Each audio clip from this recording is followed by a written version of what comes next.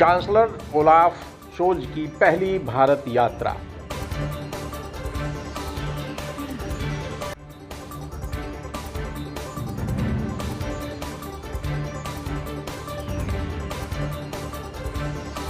German chancellor Olaf Scholz 2 दिवसीय यात्रा पर शनिवार को भारत पहुंचे।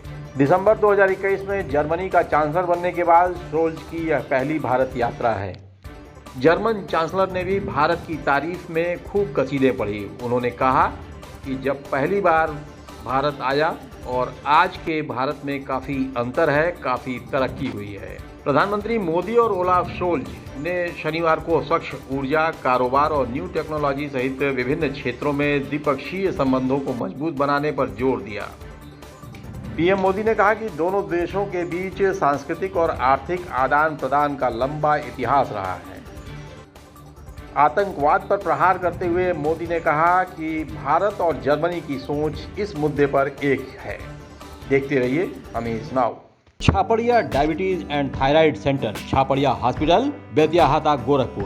Doctor Ankit Chhaparia, diabetologist, fellowship in diabetes from royal college of physicians, London and thyroid specialist द्वारा थायराइड के सभी तरह के इलाज और जांच उपलब्ध। डायबिटीज और उसके कॉम्प्लिकेशंस की जांच, इलाज की सुविधाएं उपलब्ध। न्यूरोपैथी की जांच, retinopathy, HbA1c, lipid profile, thyroid function test, hormone related सभी जांचें होती हैं। डाइटिशियंस और वेट मैनेजमेंट की सुविधा उपलब्ध। संपर्क करें Chhaparia diabetes and thyroid centre, Chhaparia hospital, Betiahata, Gorakhpur. Mobile number 8409967738 और 05517960 नमस्कार। मैं मेरे मित्र चांसलर शोल्ज और उनके डेलीगेशन का भारत में स्वागत करता हूं। चांसलर शोल्ज कई वर्षों बाद भारत का दौरा कर रहे हैं। 2012 में उनकी भारत यात्रा हैम्बर्ग के किसी भी मेयर की पहली भारत यात्रा थी। स्पष्ट है कि उन्होंने भारत जर्मनी संबंधों की संभावनाओं को बहुत पहले ही समझ लिया था। पिछले वर्ष हमारी 3 बैठकें हुई और हर बार हमारी चर्चाओं में उनकी इस दूरदृष्टि और विजन से हमारे द्विपक्षीय संबंधों को एक नई गति और ऊर्जा मिली है। आज की बैठक में भी हमने सभी महत्वपूर्ण द्विपक्षीय मुद्दों तथा क्षेत्रीय एवं अंतर्राष्ट्रीय विषयों पर विस्तार पूर्वक चर्चा की।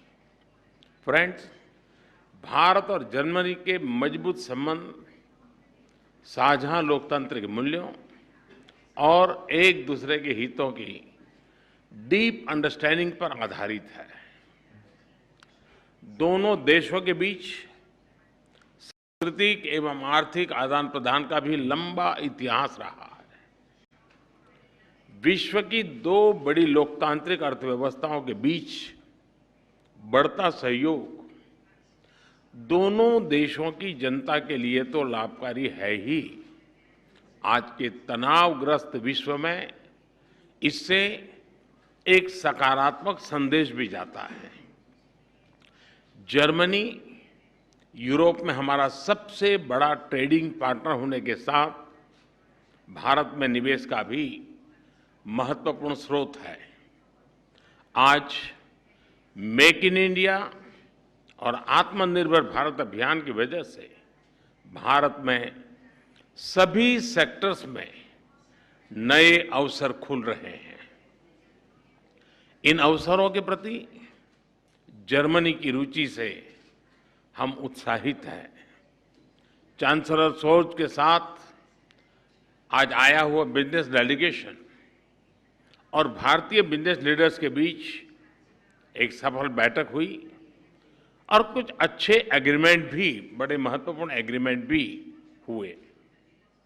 Digital transformation, fintech, IT, telecom और सप्लाई चेन्स के डाइवर्सिफिकेशन जैसे विषयों पर हमें दोनों देशों के प्रमुख इंडस्ट्री लीडर्स के उपयोगी विचार और सुझाव भी सुनने को मिले। फ्रेंड्स, भारत और जर्मनी ट्रायंगुलर डेवलपमेंट कॉरपोरेशन के तहत तीसरे देशों के विकास के लिए आपसी सहयोग बढ़ा रहे हैं। पिछले कुछ वर्षों में हमारे बीच पीपल टू पीपल संबंध भी सुदृढ़ हुए हैं। पिछले वर्ष दिसंबर में किए गए migration and mobility partnership agreement, उससे ये संबंध और भी गहरे होंगे।